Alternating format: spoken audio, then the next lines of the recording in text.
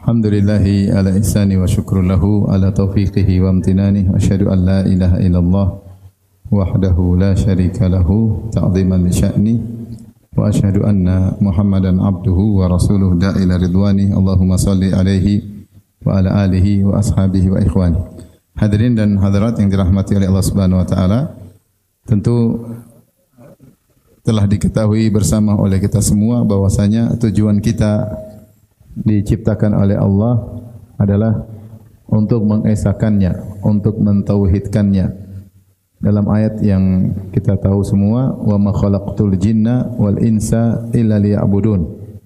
Tidaklah aku ciptakan jin dan manusia kecuali untuk beribadah kepadaku, yaitu illa liwahidun, mentauhidkan aku. Yaitu hanya Allah yang diibadahi dan selain Allah tidak berhak untuk diibadahi. Oleh karenanya para nabi seluruhnya diutus untuk mengingatkan tujuan ini, ya. Allah Subhanahu wa taala berfirman, "Wa laqad ba'atsna fi kulli ummatin rasulan an i'budullaha wajtanibut taghut." Sungguh kami telah mengutus kepada setiap umat seorang rasul yang menyeru sembahlah Allah semata dan jauhilah taghut. Yaitu tugas para nabi adalah mengingatkan tujuan kita diciptakan, ya. Demikian juga Allah sebutkan wa ila adin akhahum huda qala ya qaumi ibudullaha ma lakum min ilahin ghairuh. Dan kepada kaum Ad kami utus saudara mereka yaitu Nabi Hud yang menyeru kepada kaumnya, beribadahlah kepada Allah semata, tidak ada sembahan yang berhak disembah selain Allah. Demikian juga Nabi Saleh, wa ila thamud akhahum salihan qala ya qaumi ibudullaha ma lakum min ilahin ghairuh. Dan kepada kaum Samud kami utus Nabi Saleh yang menyeru kepada kaumnya, sembahlah Allah semata, tidak ada sembahan yang berhak disembah kecuali Allah. Terus berlangsung hingga Nabi Muhammad sallallahu alaihi wasallam berkata kepada kaumnya, qulu la ilaha illallah tuflihun. Ucapkanlah la ilaha illallah, yaitu bertauhidlah, maka kalian akan beruntung. Maka ini tujuan utama kita hidup di atas muka bumi ini. Maka segala yang mencoreng tujuan utama ini adalah dilarang. Oleh karenanya dosa paling besar adalah syirik. Karena syirik langsung mencoreng tujuan utama kita diciptakan. Maka syirik, ya, meskipun terbagi menjadi dua, syirik besar maupun syirik kecil, tetap saja syirik kecil adalah dosa besar. Tetaplah dosa besar. Dia hanya dibedakan besar dan kecil dari tinjauan. Kalau kecil tidak mengeluarkan orang dari Islam, kalau besar mengeluarkan orang dari Islam. Tetapi syirik kecil pun merupakan dosa besar. Riya adalah dosa besar. Kenapa? Karena syirik langsung kontradiktif dengan tujuan utama kita diciptakan. Kemudian Allah turunkan syariat, ya. Allah turunkan syariat-syariat. Allah turunkan Al-Quran. Kata Ibnu Qayyim rahimahullahu taala, semua isi Al-Quran intinya tauhid, intinya tauhid. Tidaklah Allah ceritakan tentang hukum-hukum Islam kecuali dalam rangka agar orang bisa bertauhid dengan menjalankan perintah Allah. Tidak Allah menceritakan tentang kabar-kabar, baik kabar orang-orang yang beriman, maksudnya kabar ahli tauhid, bagaimana nasib mereka. Dan Allah bercerita tentang orang-orang yang melanggar, yaitu orang-orang musyrikin yang melanggar tauhid.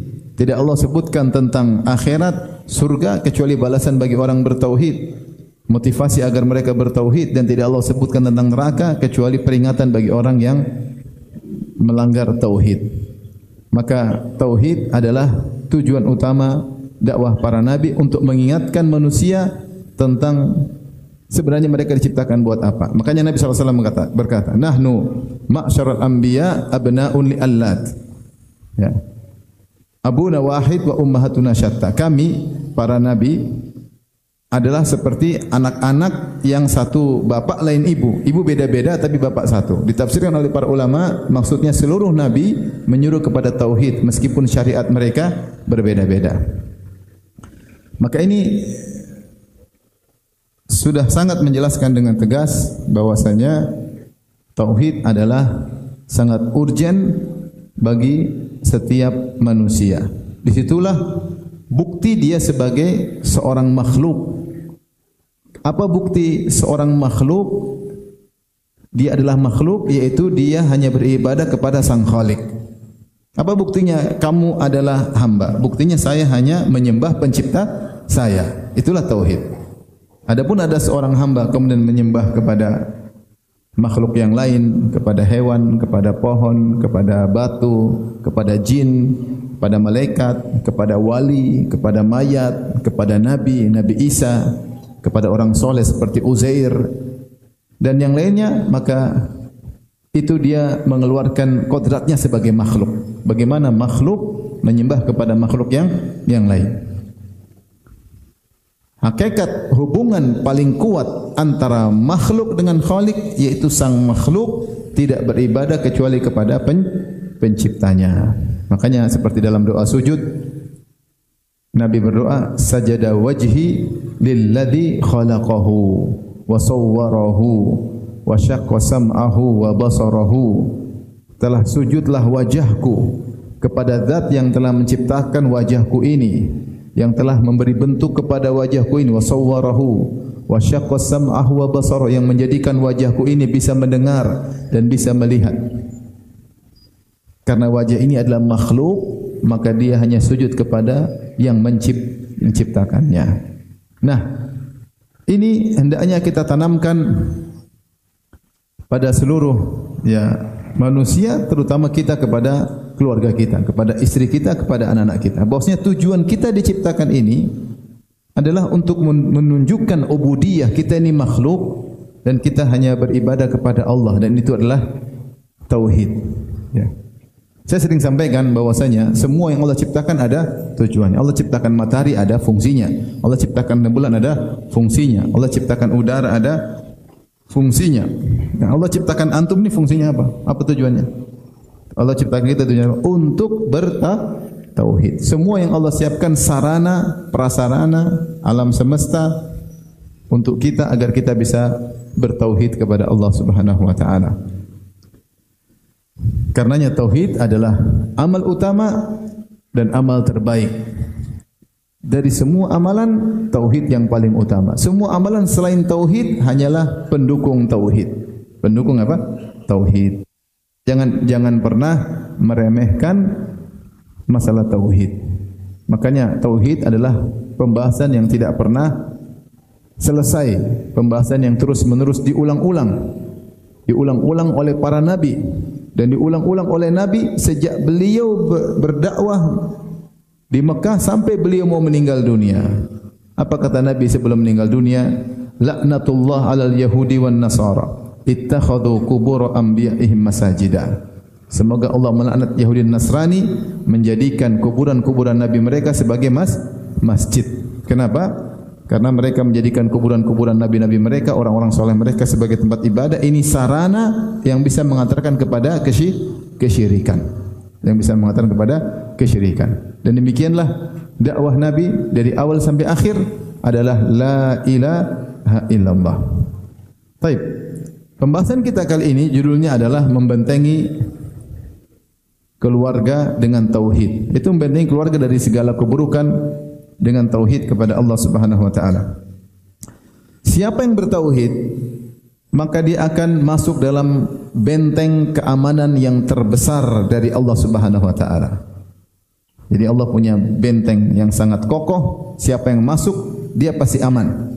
Benteng apa? Benteng tauhid. Perkataan ini dari Ibnu Qayyim rahimahullah, beliau berkata, "At-tauhidu hisnullahil a'zam alladzi man dakhalahu kana minal aminin." Ibnu Qayyim dalam Bada'il Fawaid beliau berkata, tauhid adalah benteng Allah yang terkokoh, yang teragung. Siapa yang masuk dalam benteng tersebut, maka dia termasuk orang-orang yang aman. Karena sebelum dia masuk sudah ada orang-orang yang aman dalam benteng tersebut. Sehingga dia masuk, dia akan masuk dalam barisan minal aminin, orang-orang yang aman. Ini perkataan yang indah yang menunjukkan siapa yang semakin mengkokohkan tauhidnya, maka dia akan diberi keamanan dari Allah, karena Allah memberi benteng baginya sehingga dia akan aman. Adapun dalilnya banyak. Di antaranya Allah berfirman, tentang perdebatan antara Ibrahim alaihissalam dengan kaumnya, penyembah matahari, penyembah rembulan, penyembah bintang yang Allah sebut dalam surat Al-An'am. Mereka menakut-nakuti Ibrahim dengan sembahan-sembahan mereka. Jangan-jangan kau kualat wahai Ibrahim kalau tidak menyembah sembahan-sembahan kami. Atau baik, ketika Ibrahim berdakwah dan dia mencela sesembahan-sembahan mereka, matahari, rembulan, bintang-bintang, ya, maka mereka nakut-nakuti Ibrahim. Maka Ibrahim berkata, wa kaifa akhafu ma asyraktum wa la takhafuna annakum asyraktum billahi ma lam yunazzil bihi sultana fa ayyul fariqaini ahaqqu bil amni in kuntum mu'minin, ya, in kuntum shadiqin, ya. Alladzina amanu wa lam yalbisu imanahum bidzulmin ulaika lahumul amnu wa hum muhtadun, ya. Kata Allah Subhanahu wa taala dalam surat Al-An'am,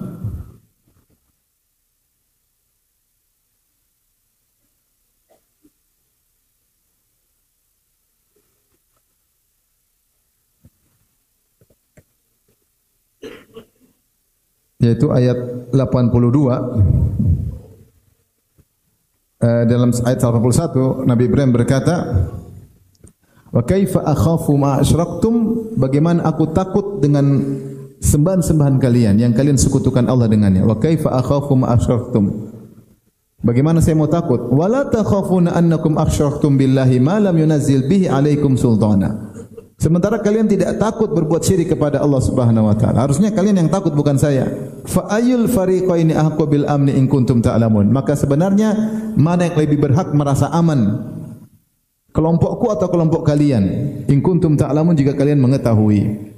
Setelah itu Allah turunkan statement dari Allah, alladzina amanu wa lam yalbisu imanahum bidzulmin, sungguhnya orang-orang yang beriman dan tidak mencampurkan keimanannya dengan syirik apapun, ulaika lahumul amnu, mereka itulah yang berhak mendapatkan keamanan, wa hum muhtadun, dan mereka mendapat petunjuk. Jadi ketika Ibrahim berdebat dengan kaumnya, mereka nakut-nakuti Ibrahim, hati-hati kau Ibrahim, hati-hati Ibrahim, kau celah-celah Tuhan-Tuhan kami, kau celah-celah sembahan kami. Maka Ibrahim bantah, bagaimana saya mau takut dengan sembahan-sembahan kalian, sementara kalian tidak takut kalian berbuat syirik? Sebenarnya siapa yang lebih merasa aman, yang bertauhid atau yang berbuat syirik? Maka Allah turunkan statement Allah, alladzina amanu, orang-orang yang beriman, walam yalbisu imanahum bidzulmin, tidak mencampurkan iman mereka dengan tauhid, dengan kesyirikan, tidak mencampurkan iman mereka dengan kesyirikan, ulaika lahumul amnu, mereka itulah orang-orang yang aman, dapat keamanan secara mutlak, wa hum muhtadun, dan mereka dapat petunjuk. Ini dalil bahwasanya siapa yang bertauhid dia akan diberi keamanan. Demikian juga Allah sebutkan dalam surat An-Nur ayat 55 kalau tidak salah, atau ayat 50, saya carikan ayatnya. Allah berfirman, wa adallahu alladhina amanu minkum wa amilus salihati la yastakhlifannahum fil ard kama istakhlafal ladzina min qablihim. Ayat 55. Allah menjanjikan, wa adallahu alladhina amanu minkum, Allah berjanji, menjanjikan bagi orang-orang yang beriman di antara kalian, wa amilus salihat, dan beramal saleh, la yastakhlifannahum fil ardi, Allah akan menjadikan mereka berkuasa di atas muka bumi, wa la yumakkinanna lahum dinahum alladzi irtadha lahum, dan Allah akan buat mereka bisa menjalankan agama yang Allah ridai bagi mereka. Kemudian kata Allah, wa la yubaddilannahum min ba'di khaufihim amna, dan Allah akan mengganti rasa takut mereka dengan keamanan. Syaratnya apa? Ya'budunani la yusyrikuna bi syai'a, mereka beribadah kepadaku semata dan tidak berbuat syirik sama sekali. Wa man kafara ba'da dzalika fa ulaika humul fasiqun, siapa yang kafir setelah itu maka mereka orang fasik. Ini surat An-Nur ayat 24. Siapa yang bertauhid pasti Allah menangkan, pasti Allah jayakan, dan pasti Allah berikan rasa aman. Pasti Allah berikan rasa aman. Maka tauhid mendatangkan keamanan. Oleh karenanya kalau seorang sudah tauhidnya tinggi, meskipun dan sudah kualitas sangat tinggi, meskipun ditakut-takutin orang, maka dia akan tetap tenang. Buktinya siapa? Buktinya Nabi Hud alaihissalam. Nabi Hud di antara mukjizatnya adalah beliau berhadapan dengan kaum Ad yang tinggi-tinggi, besar-besar dan kuat-kuat. Bahkan kalau kita baca tentang kisah kaum Ad, ini suku Ad kalau ingin hancurkan suku lain cuma utus satu orang aja. Satu orang sudah bikin kacau satu suku yang lainnya karena tubuh mereka apa? Besar. Ya. Tetapi mereka tidak mampu menghabisi Nabi Hud padahal Nabi Hud sendirian. Allah sebutkan dalam surat Hud, mereka berkata, "Inna qulu illa taraka ba'du alihatina bisu." Wahai Hud, menurut kami engkau sudah kualat terkena keburukan dari sebagian Tuhan-Tuhan kami karena kau mencela Tuhan-Tuhan kami, kau pasti kualat. Kau pasti sudah ciloko kalau bahasa kita ya. Apa kata Nabi Hud? Qala inni usyhidullah, saksikanlah. Inni usyhidullah, aku persaksikan Allah sebagai saksiku. Washhadu, dan kalian juga jadi saksi bagiku. Washhadu anni bari'um mimma tusyrikuna min dunih. Aku berlepas diri dari kesyirikan yang kalian lakukan kecuali hanya Allah yang aku tidak berlepas diri. Kemudian kata Nabi Hud, fakiduni jami'an thumma la tunzirun. Kalian semua berbuat makarlah kepadaku seluruhnya bersatu padu. Kalian, dukun-dukun kalian, sembahan-sembahan kalian, suku kalian semua bikin makar kepadaku. Thumma la tunzirun, dan jangan tunda-tunda, sekarang juga. Inni tawakkaltu 'ala Allahi rabbi wa rabbikum ma min dabbatin illa huwa akhidhun bi nasiyatiha. Inna rabbi 'ala siratim mustaqim. Adapun aku bertawakal kepada Allah, Rabbku dan Rabb kalian. Tidak ada makhluk melata kecuali Allah pegang ubun-ubunnya. Semua diatur oleh Allah. Ini sebagian ulama mengatakan inilah mukjizat Nabi Hud. Dia sendirian berhadapan dengan orang-orang hebat tapi dia tidak bisa celaka. Padahal dia tantang, kalian kompaklah semuanya, serang aku sekarang. Ini tauhidnya ketinggian.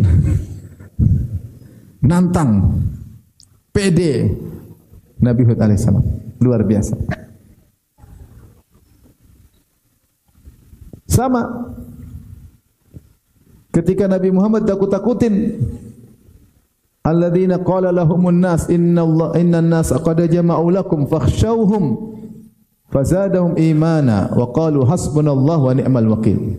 Ketika datang utusan dari Abu Sufyan nakut-nakutin kepada Rasulullah, wahai Muhammad, Abu Sufyan sedang kumpulin pasukannya ingin nyerang balik kalian. Takutlah kepada mereka. Nabi Muhammad tidak takut. Dia mengatakan hasbunallahu wa ni'mal wakil. Cukuplah Allah sebagai penolongku. Ternyata mereka enggak jadi nyerang, takut. Inilah kalimat tauhid yang diucapkan oleh Ibrahim ketika seluruh penduduk negerinya, bayangkan, ubnu lahu bunyanan wa alqu fil jahim, bikin bangunan untuk taruh kayu bakar. Bikin bangunan, dia Ibrahim ditahan dulu, suruh bikin bangunan. Ada yang bilang dia di penjara, ditahan, dibikinlah bangunan, ditumpuklah kayu bakar, dibikin bangunan supaya apa? Supaya apinya tidak keluar, supaya jadi seperti apa? Presto untuk bakar Ibrahim alaihissalam. Setelah itu dilempar Ibrahim, lemparkan di tengah api yang menyala-nyala. Ketika dilempar dia bilang apa? Hasbiyallah wa ni'mal wakil. Dia tidak bergeser. Dia rela mengorbankan dirinya untuk membela tauhid dan Allah tolong dia. Kita mungkin tidak sampai derajat tersebut.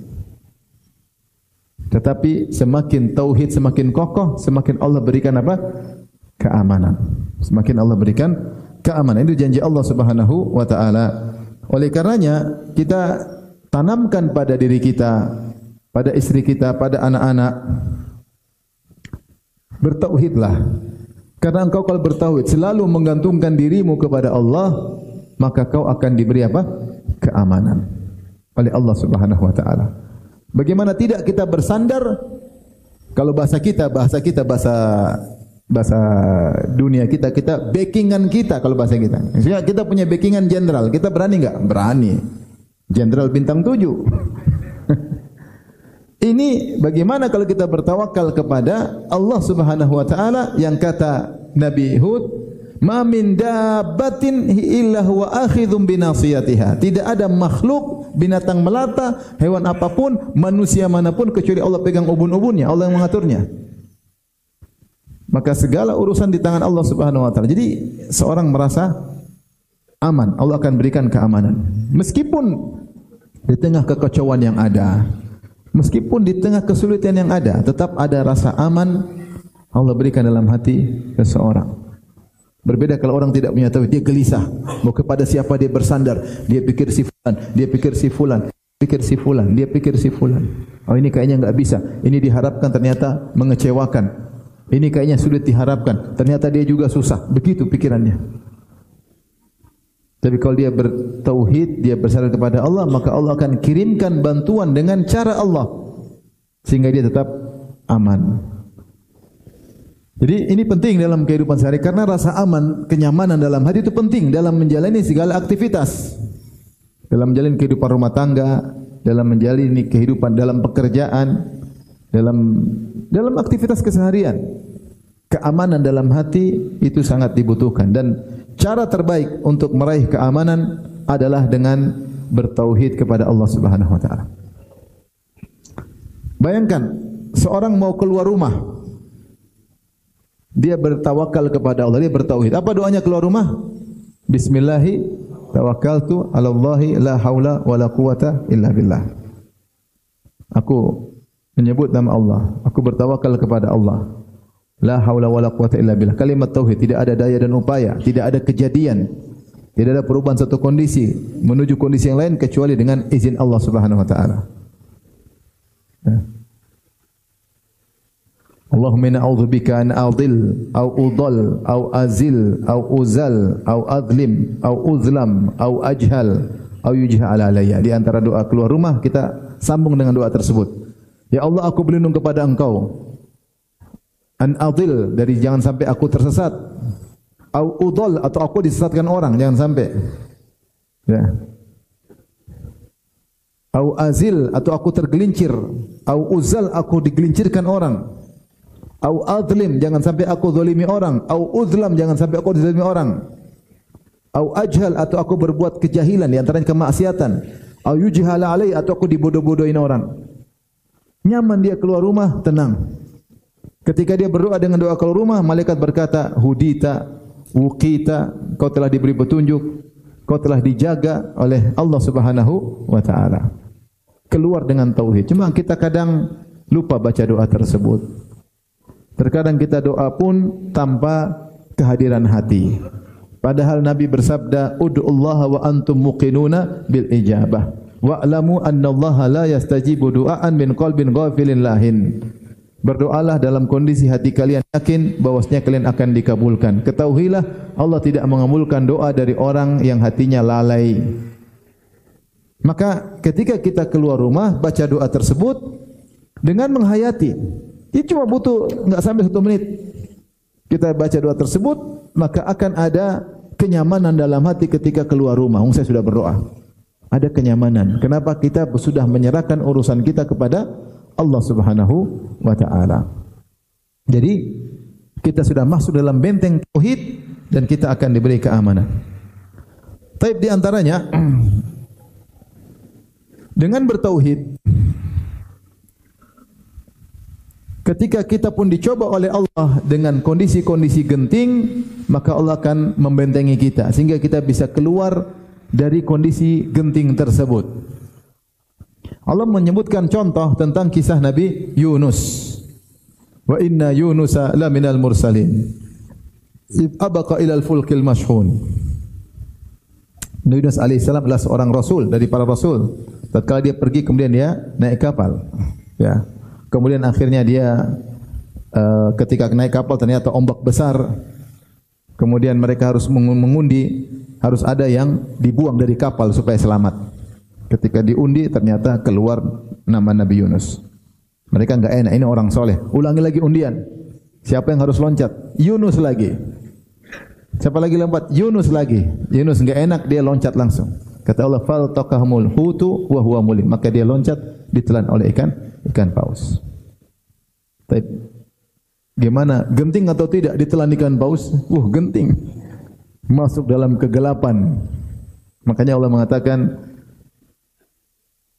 fanada fi dzulumat, maka dia pun menyeru berdoa kepada Allah. Tauhid dia serukan dalam kegelapan. Kegelapan apa aja?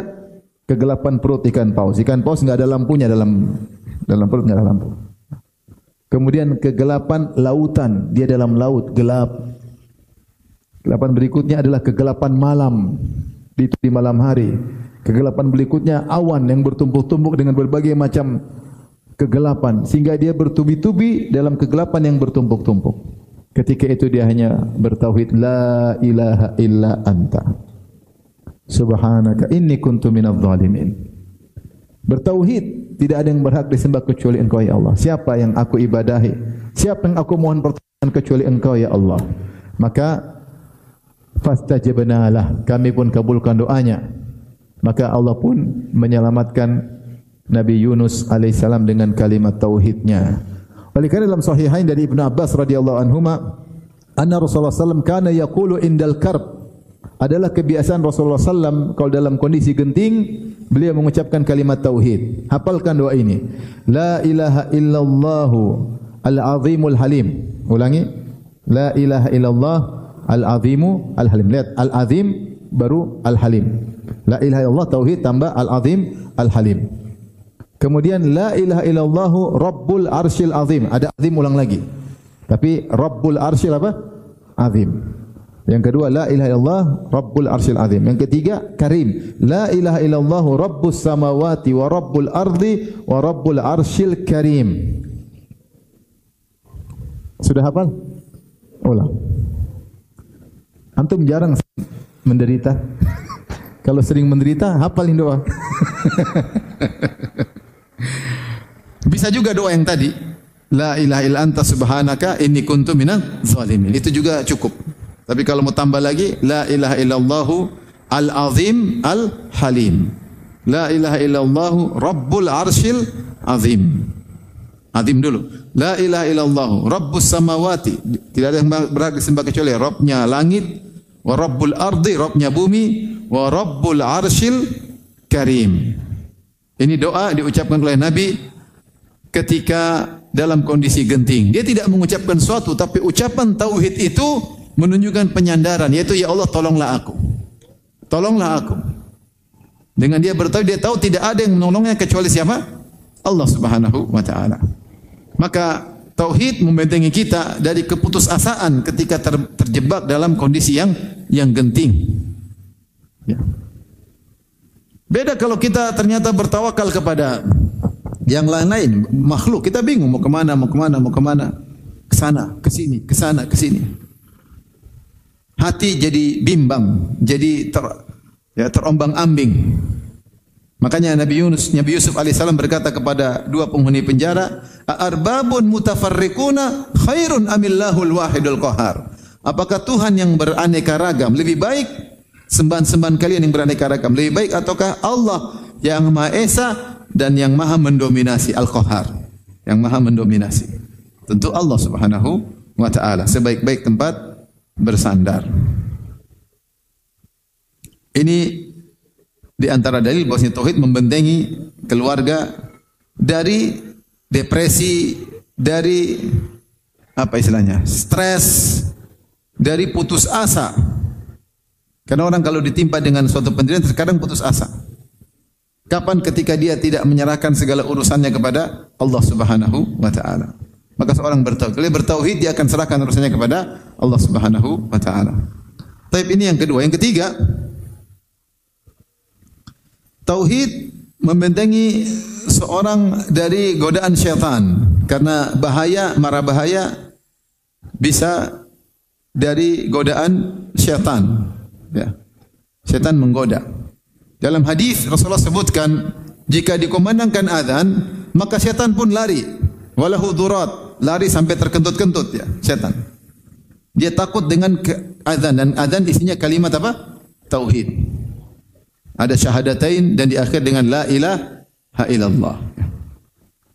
Kalimat tauhid, syaitan kabur. Makanya sebenarnya mengatakan kalau kamu ketemu jin, azan.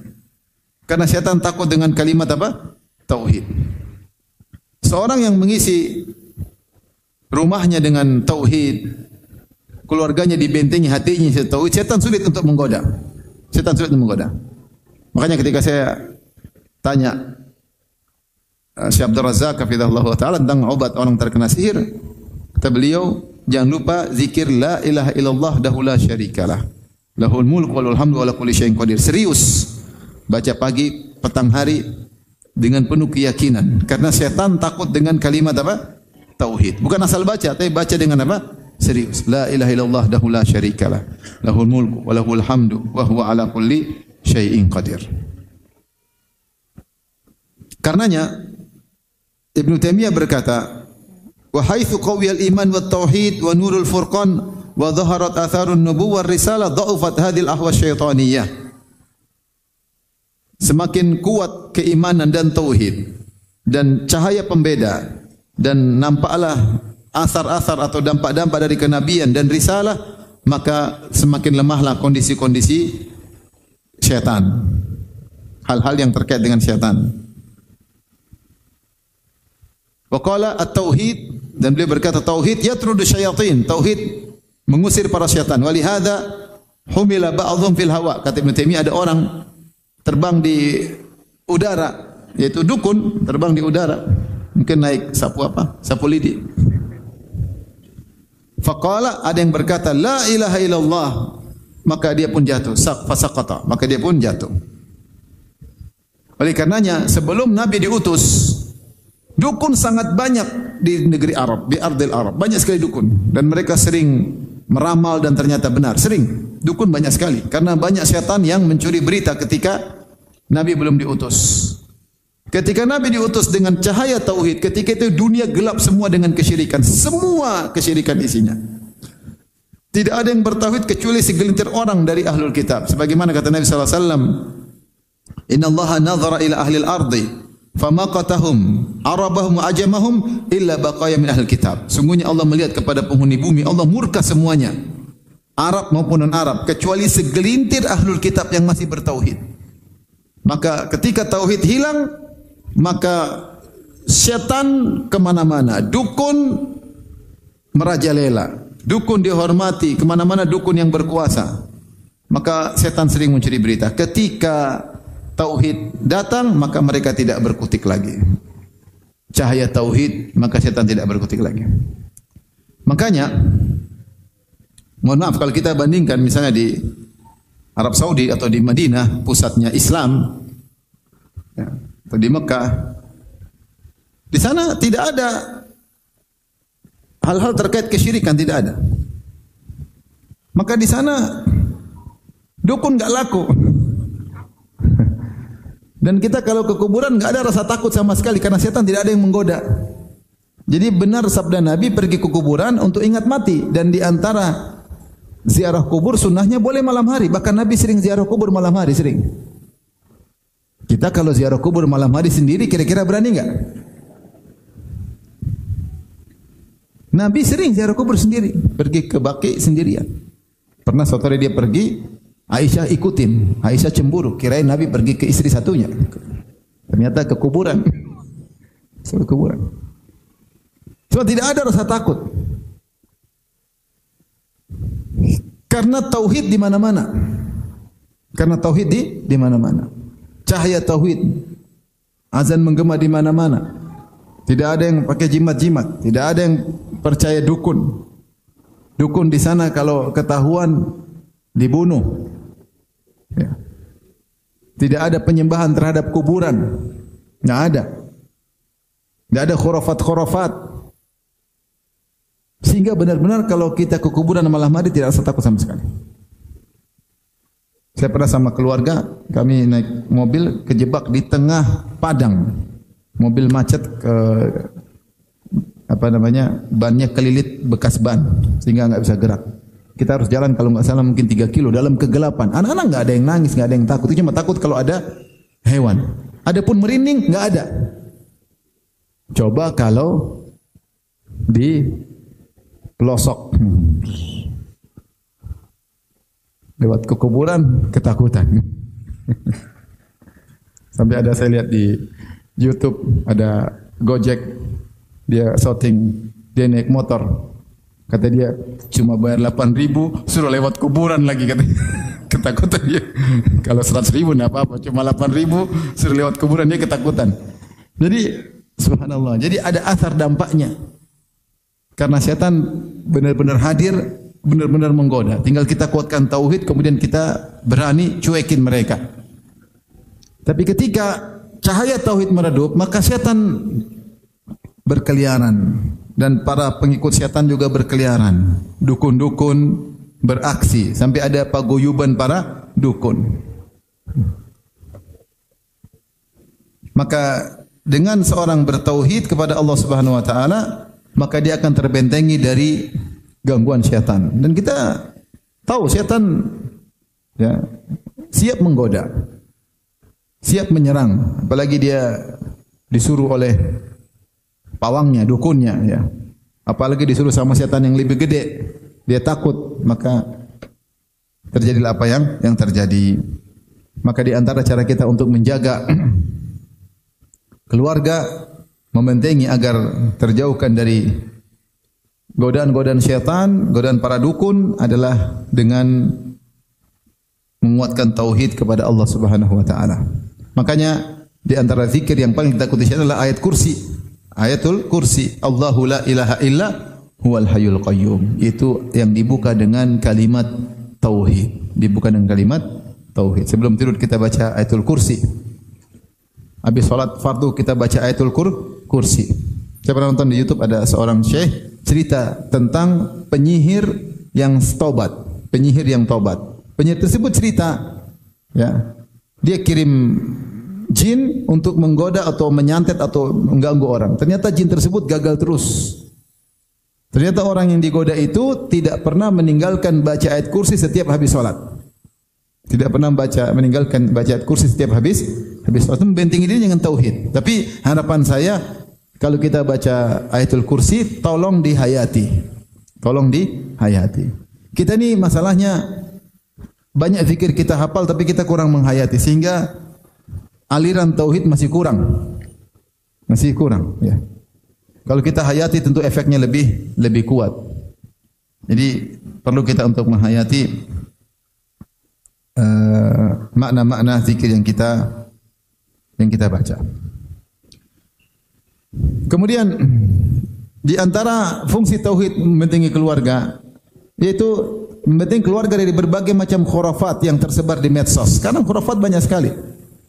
Katanya bisa begini, kalau begini bisa begitu, datang ke sini nanti begini. Dan banyak orang ketika lemah, sakit parah, atau kebingungan, terlilit hutang, maka mereka selalu mencari jalan pintas. Jalan pintas tersebut biasanya ke dukun. Biasanya ke dukun. Ya. Dan akhirnya dukun ini enggak berhasil. Oh, kau sedang diserang oleh dukun yang lain, kau harus gini. Dia cari dukun yang lebih hebat lagi. Terus hatinya bimbang, terombang-ambing, terus kasihan. Dia lupa kepada Allah Subhanahu wa taala. Kalau sudah pakai jimat, jimat ini kurang ampuh, pergi ke gunung yang tinggi, cari jimat yang lain. Oh, dukunnya kurang setan, yang lebih setan lagi dukunnya mana? Sehingga itu pakai jimat, pakai gigi harimau. Wah, ini macannya macam-macam ompong, cari macan Sumatera misalnya. Sehingga selalu seperti itu. Terombang-ambing. Oh, kau ingin jadi berhasil, maka cari kera, potong kepalanya, tumpahkan darah kera. Macam-macam orang kalau kita dengar cerita macam-macam. Menumbalkan keralah, menumbalkan darah inilah. Hidup bimbang. Ada kawan dulu paling anti dengan dakwah sunnah, ya. Bahkan dia kerahkan orang untuk menghalangi pengajian. Akhirnya dia sekarang jadi panitia pengajian. Dia cerita, Ustaz, kalau dulu main judi, Ustaz, main judi rame-rame, dia orang kaya ya. Main judi. Kita orang bukan cuma main judi, Ustaz. Kita bawa dukun, masing-masing penjudi punya dukun. Jadi main judi di dalam, di luar dukunnya main sini. Wow. Jadi untuk main judi menang aja pakai apa? Dukun. Hidup semua tergantung dengan dukun. Nanti baca lagi cerita di internet, oh begini, analisa sendiri. Oh berarti ini, berarti yang menyihir ini, berarti terus pikiran tidak bergantung kepada Allah, jadi seperti itu. Menuduh sana, menuduh sini. Sampai saya pernah pas ngisi di Masjid Nabawi, ada orang datang gemuk berkacamata. Dia bilang, Ustaz, qadarullah, saya dituduh menyihir Ustaz. Kenapa? Karena keluarga saya waktu tersihir dukunnya bilang yang nyihir kamu itu gemuk berkacamata. Kebetulan saya gemuk berkacamata. Jadi ribut kita keluarga Ustaz, silaturahmi putus. Bikin pusing dia, bikin ribut, gelisah, tidak tenang. Gelisah tidak tenang. Jadi orang kalau tauhid enggak, orang tauhid tenang dia. Ya sudah, ini musibah, sabar, kembali kepada Allah Subhanahu wa taala. Bukan gelisah. Dan Rasulullah SAW bersabda, "Man 'allaqa syai'an wukila ilaihi." Ya, dalam hadis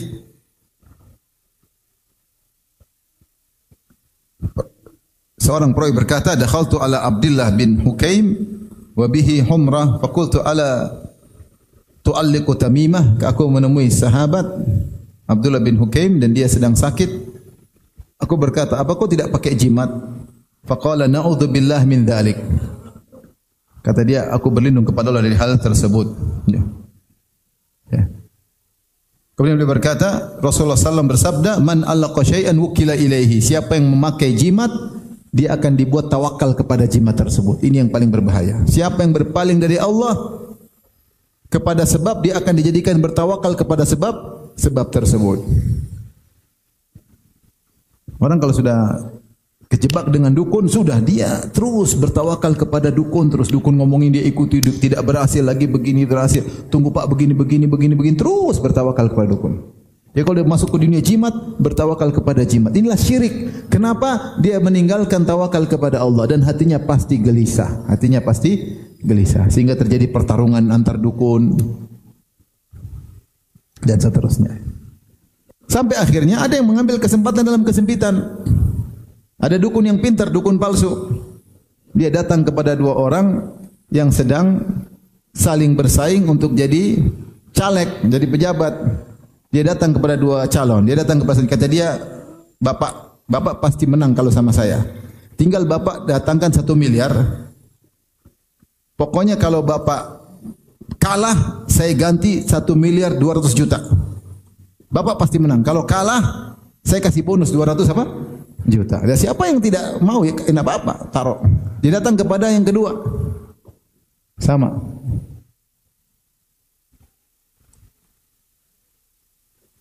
Kalau Bapak menang, ya uang buat saya. Kalau kalah, saya kasih kembali berapa? 1.200.000.000. Tapi akhirnya dua-duanya kasih 1 miliar. Uang dia berapa sekarang? 2 miliar. Siapapun menang, dia dapat 800 juta. Paham nggak? Pintar nggak? Pintar, karena orang-orang bahlul seperti ini yang dimanfaatkan. Saya diceritain sama kawan, ini benar Ustaz, kata ini kejadian. Jadi dukun itu ngibulin 2 caleg ini. 1 juta. Siapa yang kalau Bapak kalah saya kasih bonus 200 juta. Ya senang aja. Ya saya kasih, ambil 1 miliar, hati 1 miliar. Ternyata akhirnya satu menang, satu kalah. Dia datang kepada yang kalah. Aduh Pak, dukun yang sana lebih kuat Pak. Saya enggak bisa. Udah Bapak 1.200.000.000 saya kasih bonus. Yang satu 800 juta masuk, padahal dia enggak bikin apa-apa, cuma ngibulin. Dan di Indonesia banyak sekali orang dikibulin. Merubah uang lah, jadi inilah, jadi anulah. Jadi orang, ya Allah, saya ketemu orang ketipu dia ketika usahanya jatuh, ada yang kasih harapan. Ada harta karunnya siapalah, harta karunnya inilah, harus bayar inilah. Dia tidak tawakal kepada Allah, tapi mengikuti khurafat-khurafat. Akhirnya semakin terpuruk. Akhirnya dipenjara karena banyak masalah. Ya. Taib.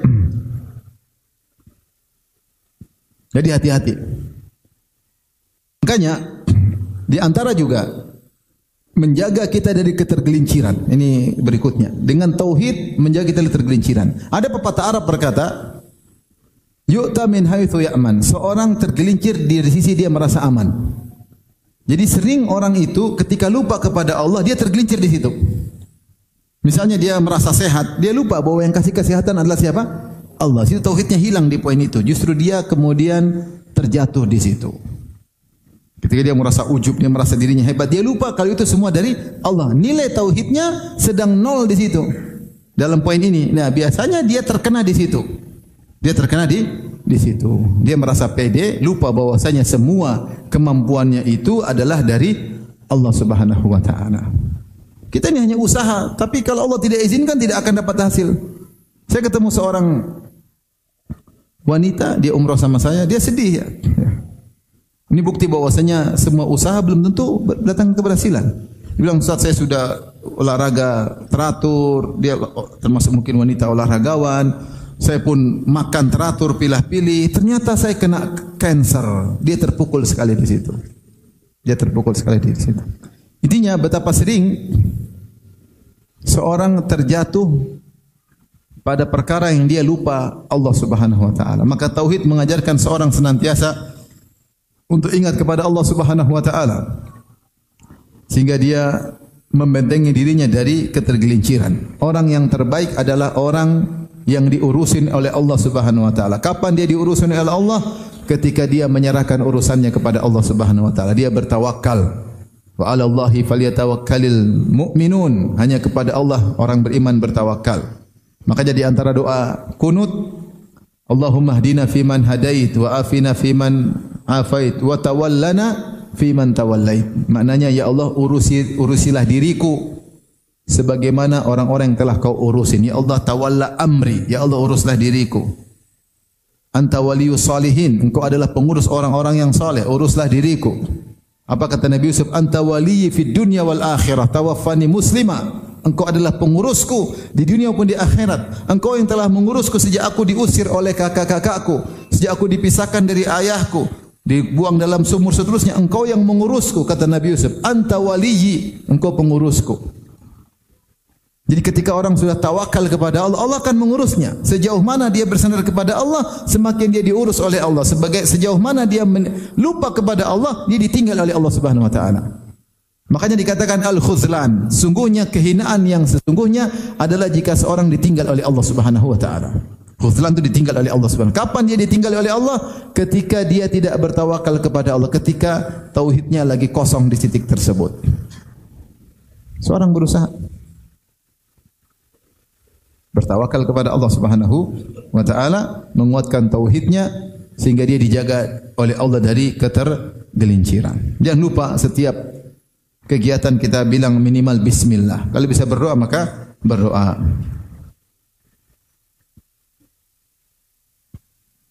Taib. Di antara dalil bahwasanya bahkan Allah menjaga seorang hamba, ya, anak, istri atau suami, keluarga dari segala keburukan, yaitu dengan menjaga syariat Allah. Seperti di hadis yang masyhur, Nabi berkata kepada Ibnu Abbas, "Inni u'allimuka kalimat." Wahai Ibnu Abbas, wahai gulam, wahai remaja, aku akan ajarkan kepada engkau beberapa kalimat. Di antaranya ihfadillaha yahfadka. Jagalah Allah maka Allah akan menjagamu. Ihfadillaha, jaga Allah, tajidhu tujahaka, aku akan dapati Allah di depanmu. Idza sa'alta fas'alillah, tauhid. Jika kau minta, mintalah kepada Allah. Wa idza sta'anta, jika kau minta pertolongan, fasta'in billah, maka minta tolonglah kepada Allah Subhanahu wa taala. Jaga tauhid. Jaga syariat Allah. Ihfadillah maksudnya jaga Allah, jaga syariatnya. Kerjakan, jaga larangannya, jauhi. Yahfadka, maka niscaya Allah akan menjagamu, kata para ulama, menjaga istrimu, menjaga anak-anakmu, menjaga hartamu, menjaga kerjaanmu, menjaga. Tentu bukan berarti tidak ada musibah yang mengena, karena musibah adalah ujian dari Allah yang Allah akan berikan kepada hamba-hambanya. Tetapi secara umum dijaga oleh Allah Subhanahu wa taala. Dengan syarat idza sa'alta fas'alillah. Jika minta kepada siapa? Allah. Wa idza sta'anta fasta'in billah. Jika minta tolong pada Allah. Usahakan hati kita ini hanya bersandar kepada Allah. Masalah kita ikhtiar berusaha. Misalnya kita jualan, ada orang tawar, misalnya saya jual rumah, tawar, dia akan tertarik. Jangan sandarkan, oh dia beli. Sandarkan pada Allah. Allah yang akan menggerakkan hatinya untuk membeli rumah kita misalnya. Jangan sandarkan hati kepada orang ini, jangan. Yang buat dia datang, buat dia tertarik siapa? Untuk membeli siapa? Allah. Jadi selalu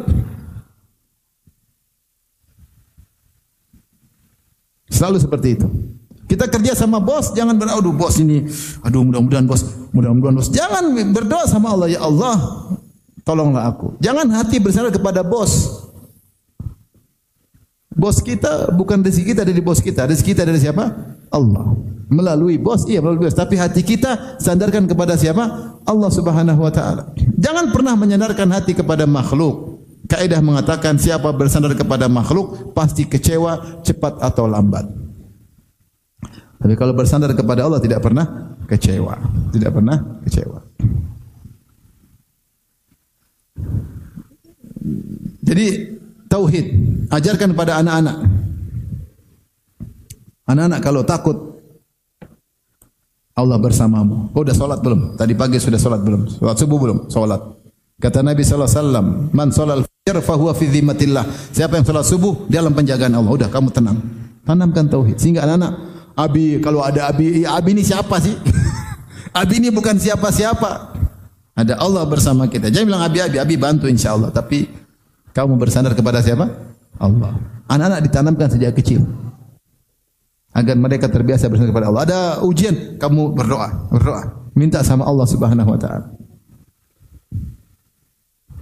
Suatu saat anak saya bertanya kepada saya dengan pertanyaan yang sulit. Anak yang masih SD. Abi, udah berdoa kok belum dikabulkan? Wah, repot. Bukan kamu aja, Abi juga. Ya harus dijelasin ya. Intinya kita suruh dia berdoa kepada siapa? Allah. Sejak kecil dia bersandar. Karena dia akan bahagia dengan tauhid dalam hatinya. Ke depan kita ini banyak sekali problematika kehidupan. Kita enggak tahu. Harus tegar anak-anak kita, apalagi Gen Z sedikit-sedikit mutung. Aduh, Gen Z sekarang agak berat. Sedikit-sedikit apa? Mutung. Saya punya kawan, saya sudah cerita. Udah sekolahkan anaknya ke sekolah yang mahal, bayar yang mahal, biaya mahal. Diikuti sampai lulus, ratusan juta udah habis untuk sekolah tersebut. Habis itu cariin kerja buat anaknya. Cariin kerja, sudah nyaman dapat kerjaan. Tahu-tahu pas bulan Ramadan anaknya bilang, "Bi, saya mau resign aja, Bi." "Kenapa?" "Saya mau ibadah bulan Ramadan." Nak. Ini perjalanan panjang tiba-tiba dia mau apa? Resign. Gen Z. Enggak ada mikir panjang, abinya susah, enggak ada. Nah, anak-anak kalau kita tidak dibekali dengan tauhid, ya mereka tentu bisa menghadapi berbagai macam apa? Ujian kehidupan. Jadi intinya, siapa yang menanamkan tauhid dalam rumah tangganya, dalam keluarganya, maka akan menjaga dirinya, menjaga keluarganya, menjaga anak-anaknya. Tinggal seorang ya menanamkan tauhid kepada keluarganya. Mungkin terakhir saya sampaikan ada satu yang saya lupa atau ada hal yang saya lupa. Di antara fungsi tauhid menjaga anak-anak kita agar tidak tasyabbuh dengan orang-orang non-muslim yang kebanyakan yang mereka lakukan hanyalah duniawi yang tidak bermanfaat. Kalau mau tasyabbuh dalam kecerdasan teknologi oke, bermanfaat enggak ada masalah. Rasulullah kalau ada bermanfaat Rasulullah suruh ikut. Seperti ketika Salman Al-Farisi berkata, "Ya Rasulullah, kunna bi Faris idza husirna khandaqna." Ya Rasulullah, kami di Persia dulu teknik perang. Kalau kami dikepung kami bikin khandak supaya musuh tidak bisa masuk. Rasulullah ikuti enggak? Ikuti. Berarti bertasyabuh dengan orang Persia tapi bertasyabuh pada yang bermanfaat. Sama ketika Nabi SAW tulis surat, maka dikatakan Rasulullah mereka tidak terima kecuali ada stempel resminya. Maka Rasulullah bikin cincin tulisannya Muhammad Rasulullah, stempel karena ini tasyabuh yang perlu. Tapi yang masalah tasyabuh yang tidak bermanfaat. Tasyabuh buka baju, tasyabuh rambut warna-warni, tasyabuh rambut botak, tinggal rambut segini, di tengah-tengahnya ada pohon kelapa, kayak pasir di tengah padang pasir. Ya Allah, saya pergi ke negara kafir pas bulan Ramadan, acara buka bersama. Tahu-tahu ada anak muda datang rambut botak, ada kuncir di tengah, kayak pohon kelapa di tengah padang pasir. Dan dia santai aja. Tasyabuh yang tidak bermanfaat. Nah, kalau seorang bertauhid, dia tahu ada namanya al-wala wal bara. Allah berfirman, "Qul hadhihi sabili ad'u ila Allah ala basiratin ana wa man ittaba'ani fa subhanallah ma ana minal musyrikin." Katakanlah Muhammad, ini adalah dakwahku, ad'u ila Allah, aku menyuruh kepada Allah, kepada tauhid. Ditafsirkan oleh At-Tabari ila tauhid. Aku menyuruh kepada tauhid. Ala basiratin, di atas ilmu. Ana wa man ittaba'in, aku dan pengikutku. Fa subhanallah ma ana minal musyrikin, aku tidak termasuk orang-orang musyrik. Yaitu beda, ada garis pembeda antara muslim dan musyrik. Ketika dia tahu ini ciri khas orang musyrik, dia tidak ikut. Ini tradisi orang musyrik, tradisi non muslim, dia tidak ikut, tidak baik. Ngapain diikuti? Sekarang terbalik, orang merasa bangga kalau bisa niru-niru gaya non muslim. Justru kalau pakai budaya Islam atau ajaran Islam, bukan budaya, ajaran Islam seakan-akan dia orang terbelakang. Seakan kalau pakai jilbab lengkap seakan orang terbelakang. Kayaknya tidak modern, ketinggalan zaman. Yang hebat tuh yang keluar terbuka auratnya sedikit, kemudian inilah anulah dengan berbagai macam kehidupan zaman sekarang. Merasa keren kalau sudah bisa ikut gaya-gaya Korea. Zaman sekarang. Sampai fenomena banyak wanita tidak mau nikah. Ini fenomena luar biasa. Tidak mau nikah, kebanyakan nonton film apa? Korea. Bosnya ada perempuan yang bisa berhasil tanpa ada suami, dia bisa sukses. Dia ada contohnya. Padahal cuma tontonan. Atau mungkin dia baca berita si fulana, si dari orang kafir yang sukses dengan hidup sendiri, dengan kesenangan tanpa ada beban punya anak, tanpa ada beban punya suami, karena suami memang beban yang berat. Akhirnya tidak mau bersuami. Ini bagaimana? Ini terjadi. Ya, saya kemarin ngobrol sama kawan saya dari New York, dia orang lahir di sana. Dia cerita ini banyak terjadi pada wanita-wanita muslimah di sekarang di sana. Terbawa dengan kehidupan sekitar, gaya mereka yang tidak mau menikah. Terbawalah wanita-wanita muslimah dengan pola hidup mereka. Sehingga banyak yang mulai tidak mau menikah. Merasa nyaman. Ngurusin suami berat. Apalagi ngurusin anak. Dan macam-macam. Nah, kalau kita tauhid, bilang kita beda. Orang Islam tidak demikian. Orang bertauhid ada aturannya. Kita tidak boleh tasyabuh. Ini tasyabuh yang tidak benar.